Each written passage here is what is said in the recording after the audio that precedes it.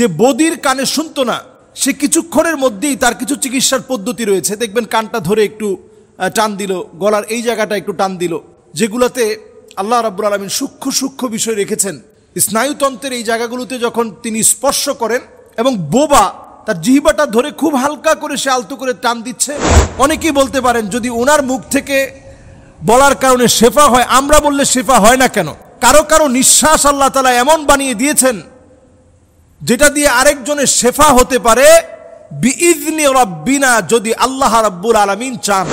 একজনের চোখ অন্ধ ছিল, তিনি এই চোখের ভিতরে ওয়ানুনাজ্জিলু মিনাল কুরআনি মা হুয়া শিফাউ ওয়া রাহমাতুল লিল মুমিনিন ওয়া লা ইয়াজিদুয যালিমিনা ইল্লা খাসারা। পরে তিনি ফু দিলেন। বেশ কয়েকবার ট্রাই করার পরে লোকটা চোখে দেখতেছিল। সবাই চিৎকার করে আল্লাহু আকবার বলে উঠছে। অনেকেই জানতে চাচ্ছেন যে বাংলাদেশে আসছে দক্তুর মালা আলী কুর্দি। তো দক্তুর মালা আলী কুর্দি উনি বাংলাদেশে আসছেন, এটা আমাদের জন্য খুশির বিষয় কিনা। দক্তুর মালা আলী কুর্দি, ওনার সাথে আমার কথা হয়েছে ফোনে, হোয়াটসঅ্যাপে ওনার সাথে আমার কথা হয়েছে, এবং উনি যখন কথা বলেন খুবই সুন্দরভাবেই মানুষের কথাগুলো শোনেন এবং বলার চেষ্টা করেন। এবং আমি নিজে যতটুকু কথা বলে শুনেছি, এটা হচ্ছে ওনার হোয়াটসঅ্যাপ নাম্বার। এই হোয়াটসঅ্যাপ নাম্বারে সরাসরি উনি কথা বলেন এবং উনি নিজে আমার একটা ভয়েস শুনে তিনি ভয়েস দিয়েছেন এবং সেখানে উনি পরিষ্কারভাবে কথা বলেছেন যে হ্যাঁ, বাংলাদেশে উনি আসবেন, বাংলাদেশে আসার প্রতি ওনার আগ্রহ রয়েছে। তো এটা আরও আগেই আমি ওনাকে অফার করেছিলাম যে বাংলাদেশে আসলে এমন ব্যক্তি আছে যিনি 100 কোটি টাকা খরচ হলেও ওনাকে দিয়ে বিশাল একটা ইউনিভার্সিটি করবে এবং বিশাল একটা চিকিৎসালয় করবে, যেটা এমন একটা মেডিকেল হবে যেটা তিব্বুন নাবাবী, নবী সাল্লাল্লাহু আলাইহি সাল্লামের চিকিৎসা পদ্ধতির উপরে প্রতিষ্ঠিত থাকবে। আপনারা নিশ্চয়ই ভিডিওতে দেখে থাকবেন, তিনি খুবই চমৎকার করে কোরআনুল কারীমের তেলাওয়াত করতে থাকেন।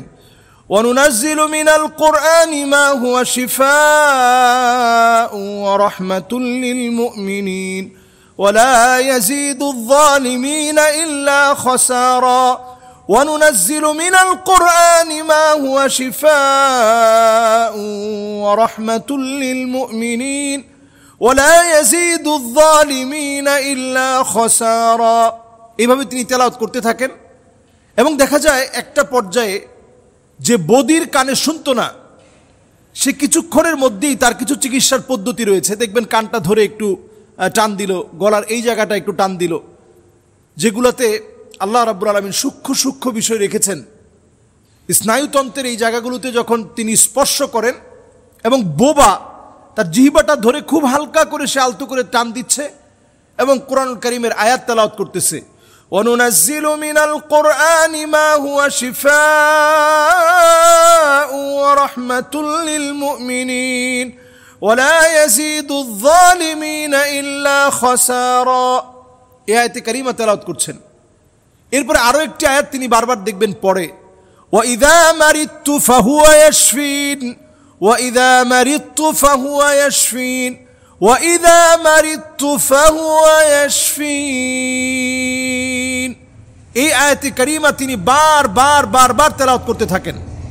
তো এই আয়াতে কারীমাগুলো যদি আমরা নিজেরাও মুখস্থ করি, অনেকেই বলতে পারেন যদি ওনার মুখ থেকে বলার কারণে শেফা হয়, আমরা বললে শেফা হয় না কেন? নবী সাল্লাল্লাহু আলাইহি সাল্লাম হাদিসের মধ্যে বলেছেন, বিসমিল্লাহি তুরবাতু আরদিনা, আমাদের মাটিকে আল্লাহ তাআলা পবিত্র করেছেন। ওয়াবি রিকাতি বাদিনা, কারো কারো নিঃশ্বাস আল্লাহ তাআলা এমন বানিয়ে দিয়েছেন যেটা দিয়ে আরেকজনের শেফা হতে পারে বিইজনি রাব্বিনা, যদি আল্লাহ রাব্বুল আলামিন চান। আল্লাহ তাআলা চাইলেই কেবল শেফা হবে।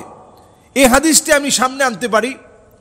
মদিনায় একটা জায়গায় গেলে আপনারা দেখবেন তুরবাতুশ শিফা নামে একটা জায়গা আছে, যে জায়গা থেকে মাটি এনে সাহাবায়ে কেরামের শরীরে লাগিয়ে দেওয়া হয়েছিল জখমের ভিতরে। যেই জায়গায় জখম ধরে গেছে, যুদ্ধে যাওয়ার পরে ক্ষত বিক্ষত জখম হয়েছে, ওই জায়গার মধ্যে ওই মাটি যখন লাগিয়ে দেওয়া হয়, আল্লাহ রাব্বুল আলামিন শেফা দিয়ে দিলেন।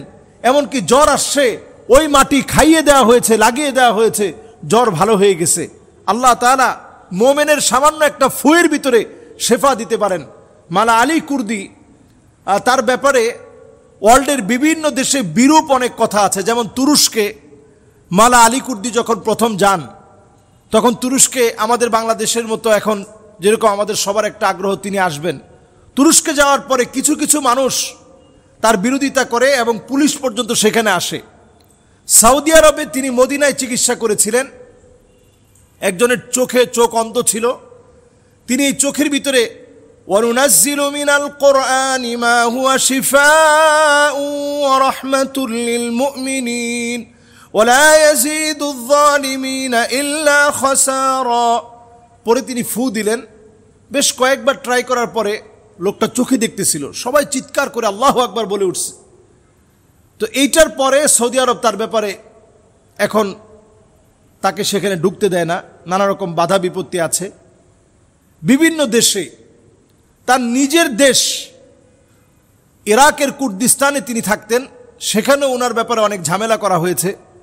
তবে এই লোকটা তিনি কিন্তু কোনো টাকার বিনিময়ে কোনো কাজ করেন না। তিনি বিনামূল্যেই এই যে ঝেড়ে দেওয়া অথবা এই ফুগুলো দিয়ে দেওয়া, তিনি বিনামূল্যে এটা করে থাকেন।